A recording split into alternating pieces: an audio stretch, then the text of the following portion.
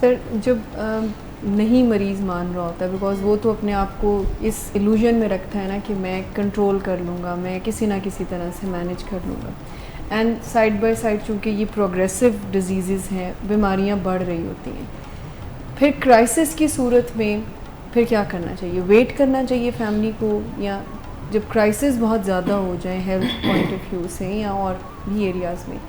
دیکھیے آخر کار جب ہم کہتے ہیں کہ دونوں بیماریاں پروگریسو ہیں, اس کا مطلب ہے کہ یہ اوور ٹائم بڑھیں گی جی.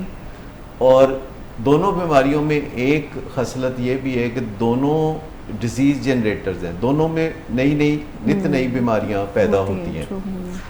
مثال کے طور پر آپ جانتے ہیں کہ ڈائبٹیز میں کڈنی فیلئر, آنکھوں کی بینائی کا معاملہ, ڈائبٹیز کے ساتھ ساتھ دل کی بیماری کا پیدا ہو جانا, یا پاؤں میں ایسی تکلیفیں ہو جانا جن میں بعض اوقات پاؤں کاٹنے تک نوبت پیدا ہو جاتی ہے کہ خون کی نالیاں وہاں خون ہی نہیں چل رہا ہوتا.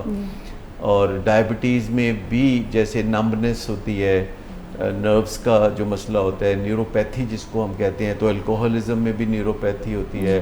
الکوہلزم میں جگر کی بیماری تو بالکل عام سی بات ہے. دونوں بیماریوں میں, ڈائبٹیز میں بھی الکوہلزم میں بھی فیٹی لیور ہوتا ہے, یہ بہت ہی کامن بات ہے. اور اگر اتفاق سے یہ دیکھنے میں بھی بہت آتا ہے کہ جن کو ڈائبٹیز ہے وہ ڈرنکنگ بھی کر رہے ہیں, اور جن کو الکوہلزم ہے ان کو ڈائبٹیز بھی ہو رہی ہے.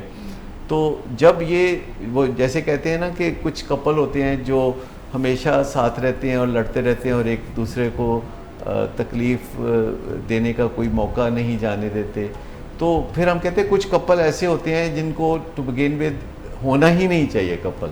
تو جو ڈائبٹیز اور الکوہلزم ہے ان کو تو کبھی کپل ہونا ہی نہیں چاہیے, کیونکہ یہ تو پھر بالکل ہی بیڑا گرک ہے.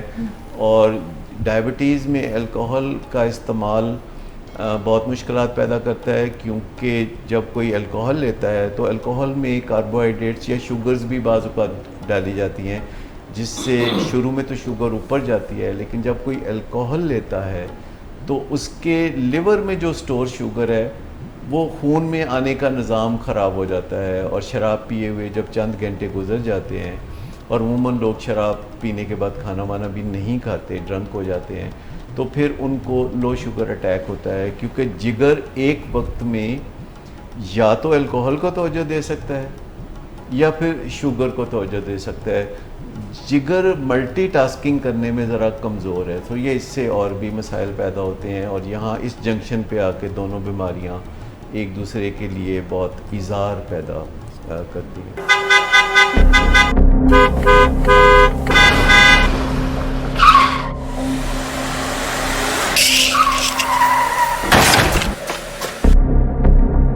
گھٹیا انسان, اتنی دیر سے گیٹ کیوں کھولا؟ سوئے ہوئے تھے تم کیا؟ سر میں نے تو منٹ بھی بکواس نہ کر تم میرے ساتھ. کیا کر رہے ہیں آپ؟ ابا جی گھر پہ ہیں, نشے میں گالیاں دے رہے ہیں, خدا را ہوش میں آئے, کیا ہو گیا آپ کو؟ ہوش میں کیسے آؤں؟ سارا کیا دھرا انہی کا تو ہے.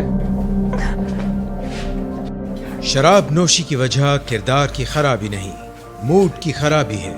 شراب نوشی کبھی بھی نشے کی بیماری میں بدل سکتی ہے. نشے کی بیماری ہر سٹیج پر قابل علاج ہے. مدد حاصل کیجیے, کیونکہ وہ ایسا نہیں کرے گا.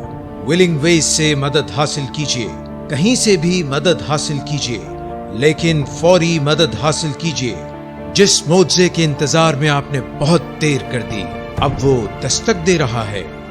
مدد حاصل کیجیے, مدد حاصل کیجیے, مدد حاصل کیجیے.